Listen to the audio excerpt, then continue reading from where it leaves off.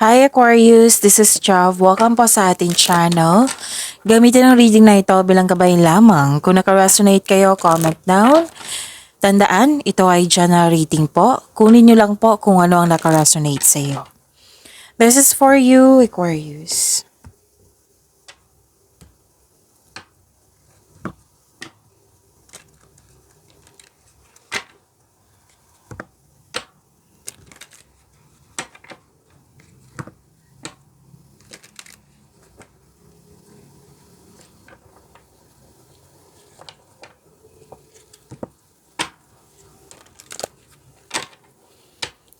Para po ito sa iyo, Aquarius.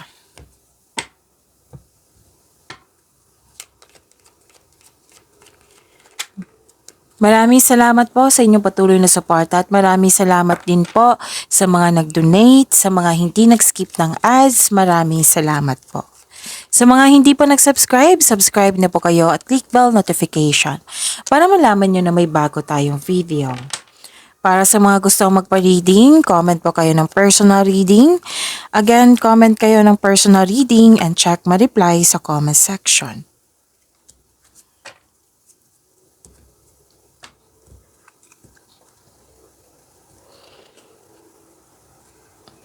Okay, love is blooming, self-care, romance, attraction, nagkaroon ng panahon sa pag-ibig, okay?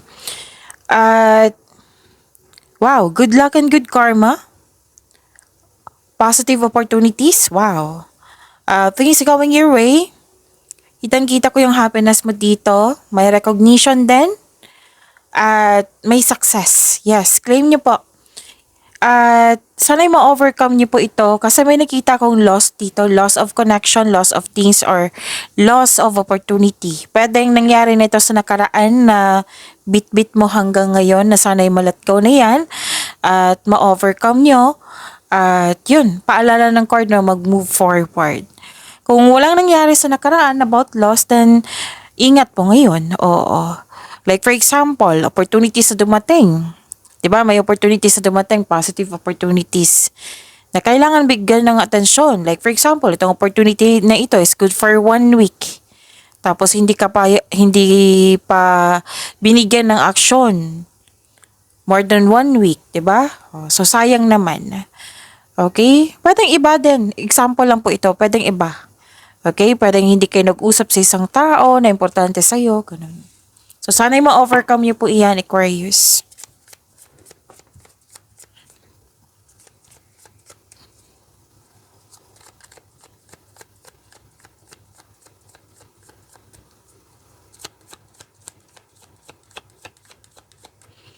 Energy po ni Aquarius.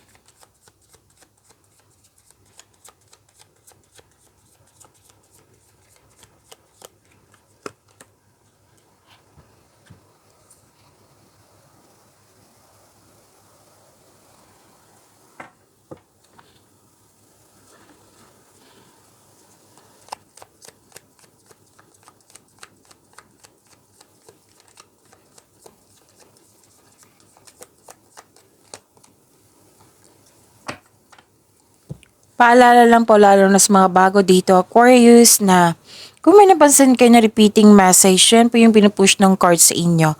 Like for example, nanood kayo sa inyong first half of the month of August. Yung weekly gabay tarot reading nyo, yung monthly gabay tarot reading nyo, at dito rin, at may napansin kayo na repeating message. Yan po yung pinupush ng cards na kailangan yung bigyan ng atensyon, solusyon, at aksyon kung maaari po. So, na yung energy ni Aquarius, ang ganda nito, Aquarius.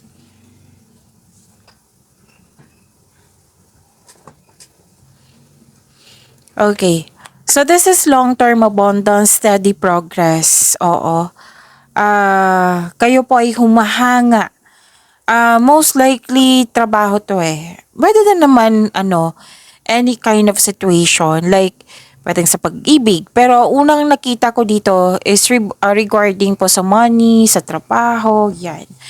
So, nakikita ko dito na mahusay na kayo, masipag na kayo, bata pa kayo, masipag na. Mm. So kayo ay humahanga sa pagsisikap sa araw-araw na yung may makabuluhang resulta, yung magbubunga siya ng pinakamatagal, bahala na siya ma-effort basta may magandang bunga siya na pinakamatagal na may makabuluhang resulta. Yan. You're into sa pagsisikap sa araw-araw. Ayaw mo yung panandalian na yung nag-shortcut or mabilisang pagyaman. Ayaw mo. Ano, gusto mo talaga ipadaan siya sa effort mo na ginamit mo yung skills mo, yung passion mo, mas masaya ka pag ganun. Mag-build kayo ng konkretong plano para maiwasan ng pagka-burnout. Kasi nakikita ko dito mukhang marami kang iniisip or marami kang ginagawa. Okay? So, mag-build kayo ng konkretong plano para magtagumpay ito. Okay? At okay, may nakita ko dito sa isang connection sa isang tao. Pwede sa kaibigan mo, pwede sa partner mo, yung taong malapit sa'yo na nagtayo kayo ng trust and stability. Ayaw nyo ng away. Tapos, sa mga nag-invest po dito, may sabi ang card nyo na kailangan ng habaan ng pasensya. Kasi ito ay magbubunga ng masaganang resulta kung hayaan mo lang itong magbunga. Continue lang po yung pagiging masipag nyo, yung continue to take steady action on your goals while remaining patient and be realistic about your expectation. Kailangan kong minom ng tubig, saglit lang po.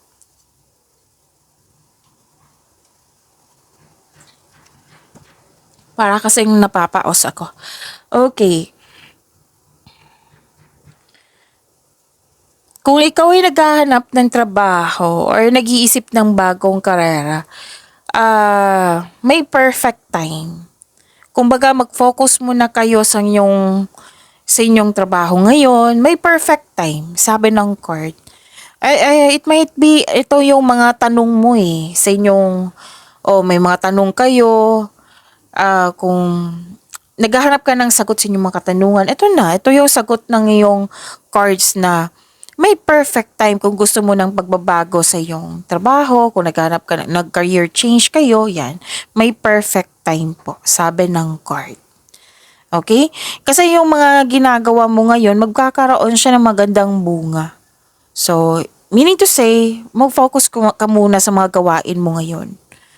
Okay?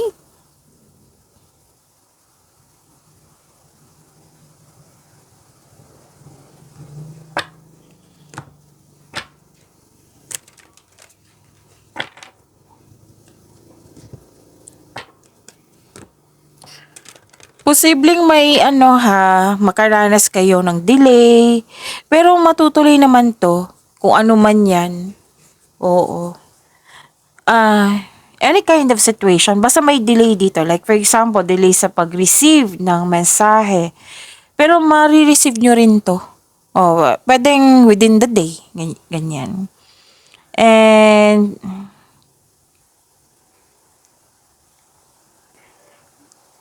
okay. May concern kayo sa mataas ang ego na nagbigay ka ng mahabang pasensya. Pasensya pa rin to Dalawang card na yung nagsabi dito na nagbigay ka ng pasensya, mahabang pasensya. Nagkaramdam ka ng pagod. Oo. Gusto mo nang sumuko. Pero sabi ng card, huwag kayo mag-give up. Move forward. Kung ano man to.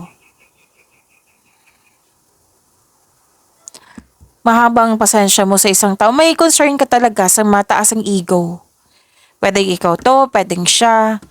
Nakaramdam ka ng pagod kasi, 'di ba, paulit-ulit kasi nagbigay ka ng pasensya din. Tapos kailangan ng adjustment. Pero sabi ng card, huwag kayong sumuko. Kung concern to sa isang tao, pag-usapan nyo. Gawa kayo ng adjustment kung kinakailangan para magkasundo kayo, Aquarius. Excuse me, kailangan ko mag-burp. Okay, kung may delay dyan, tapos, ang sabi kasi ng card dito na, pwedeng napahinto kayo sa inyong mga ginagawa ng dahil sa may concern. So, sabi ng card, tapusin niyo po daw yung mga ginagawa niyo. Ang iba dito, project. Pwede din pagtatapos na pang matagalang pagsusumikap, tapusin niyo po. Kumbaga, huwag kayong magpa-distract. Kasi nakikita ko naman dito malapit mo nang matapos. So, tapusin nyo. Kasi after nyan, pwede ka nang mag-muni-muni. Pwede ka nang mag-me time. Kung may narinig kayong ingay ha, mukhang may construction sa kabilang bahay. Pasensya na po. Focus kayo sa akin para may makuha kayong gabay. Okay? So, adjustment lang po. May yung pasensya na sinabi dito, adjustment. Gawa kayo ng adjustment. Okay? Huwag kayong sumuko. Move forward. Kung may tatapusin kayo, then tapusin nyo. Lalo na yung mga gawain. Naghihintay na gawain.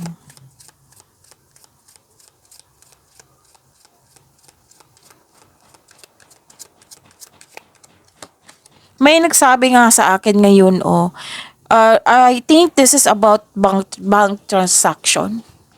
Oo, bank transaction. Kasi may pera ako nakikita dito.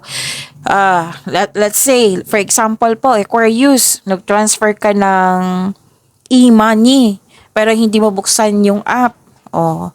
Pero, nagkaroon ng delay. Oo. So, pero matutuloy din to. Mare-resolve po siya. So, kailangan ng mahabang pasensya. So, tinitest talaga yung pasensya mo ngayon, Aquarius. So, kung napanood nyo to, keep in mind na kailangan ng habaan ng pasensya. So, mas piliin yung peace of mind kaysa init ng ulo, kaysa mairita kayo, 'di ba? So, hug. A simple gesture can heal more than words. You need hug.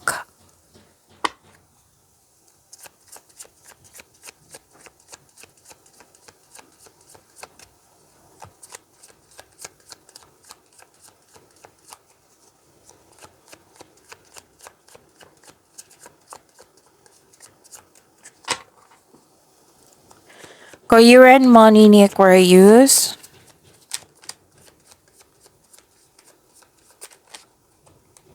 Gusto niyang lumabas, kunin na natin.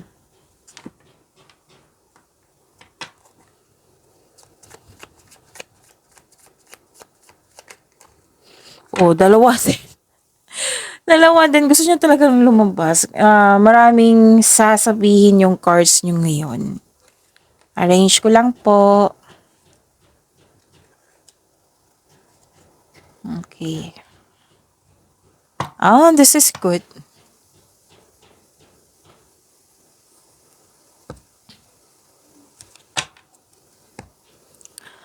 Sa career and money nyo, more on planning. More on planning nakikita ko dito. Sabi ng card, galingan nyo sa paggawa ng plano. I think lumabas to sa isang video reading nyo.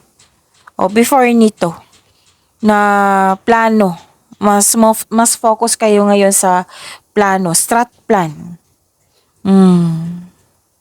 Yung very active ka sa paggawa ng plano. Okay? Pwede din nagbigay ka ng mahabang pasensya, nagtiyaga ka, pwedeng nagtitiis. Bumuo kayo ng diskarte upang makuha mo ang gusto mo. Tapos, kung may toxicity na nangyari na dyan, pwedeng umiwas. Or kundi, umalis. Okay? Umiwas. Kung pwede. Kung pwede po. More on planning kasi nakikita ko dito. Aquarius.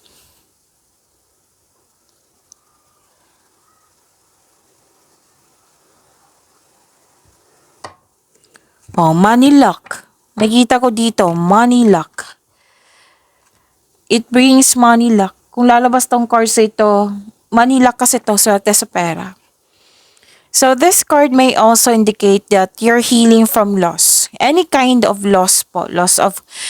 Yung loss of connection nakita ko dito. Dito may loss of connection ba, loss of things, or loss of opportunity. Basta nagkaroon po ng healing. This is good kasi healing na, healing process na.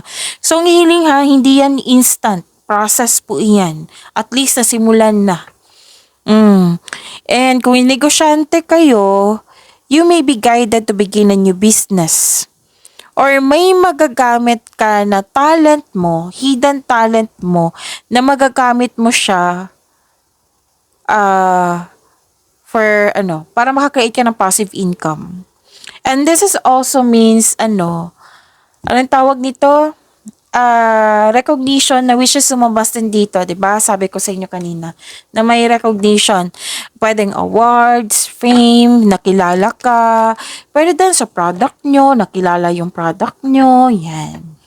Yung service nyo, yan. May nakita kasi akong ganyan. Ang ilan sa inyo, inspired kayo sa pag-create ng beauty and style in your home. And pwede din isa to sa dahilan na nagsipag kayo para makaparag-renovate ng bahay, para magpagawa ng bahay. Sa mga nawala ng pag-asa dyan, sabi ng card, all your dreams are coming true. May pag-asa po. Sinabi ng card mo Aquarius. May pag-asa po. May nakita nga ako dito, Aquarius, na unexpected help. Pwedeng, direct from the universe. Pwede din ang universe pinadaan niya sa isang tao para tulungan ka.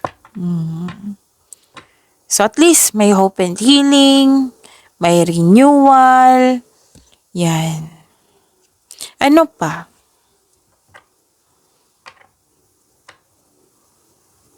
Nakikita ko nga dito na yung sabi ko kanina sa inyo na ito yung dahilan na nagsumikap ka sa araw-araw. Kasi nga, may gusto kong bilhin. Yung pwede yung sinabi ko kanina for renovation or magpagawa ng bahay or di kaya bibili kasi kayo ng specific person. No po. Bibili kayo ng specific things na like for example, bibili ng property o yung sabi kanina na magpagawa ng bahay. Basta may specific goal kayo, kaya kayo nagsumikap sa araw-araw. Kasi nakita ko dito, at the same time, yung ipon mo, yung pagtitipid mo, yung pagkakaroon ng pag-ugali na pagtitipid, pag-iingat sa naipon, alam nyo ba, yayaman kayo niyan? Aquarius. Yaman kayo niyan. Sabi ng card niyan ha, oo. Sa pamagitan ng pagkakaroon ng disiplina, sa pag-iipon, sa pagtitipid, this will lead you to financial abundance and personal growth po. Sabi ng card, ang ilan nga sa inyo dito, nagtrabaho sa abroad or may connection sa abroad or magtatrabaho pa lang sa abroad. Tapos, conservative ka talaga sa money mo. Lalo na sa naipon nyo, conservative ka. At marami akong kakilala na Aquarius marunong humawak ng pera. Oo. And gusto mo talaga magkaroon ng financial security. Kaya mas focus ka ngayon sa trabaho nga. So, dalawang card kasi nagsabi dito na very focus ka kasi may may goal ka. Kailangan ko mag-ipon para makabili ng bahay, para makabili ng property. May yung ganyan. So, you're saving money for the future or may specific goal. Sobrang ingat. Vinavalue mo ang pera mo at hindi ka madamot at the same time. So, hard work para nakikita ko dito.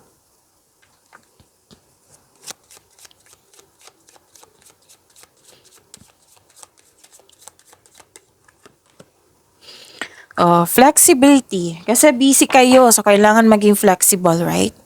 Adapt slowly by using versatility, compromise, adaptation, change, etc. Be flexible in your methods. Kailangan ko talagang uminom ng tubig, Aquarius. Pasensya na po.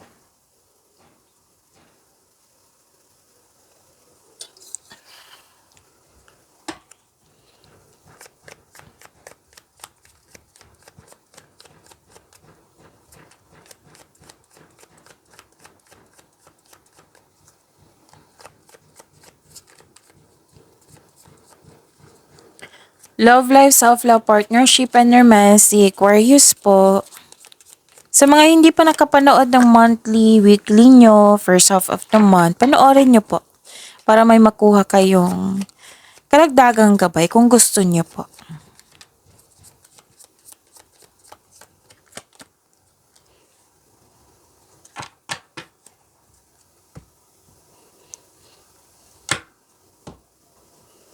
May travel talaga si si Aquarius, or di kaya may iniisip kayo sa malayong lugar. Pwede like for example, yung tao, yung partner mo nasa abroad o na iniisip mo siya. Basta mas nasa abroad. Pwede kayong nasa abroad. Pwedeng may iniisip kayo sa isang tao na sa malayong lugar or pwedeng lugar din to or bagay. May nakita kasi kung ganyan eh. Paulit-ulit na lang sinasabi dito.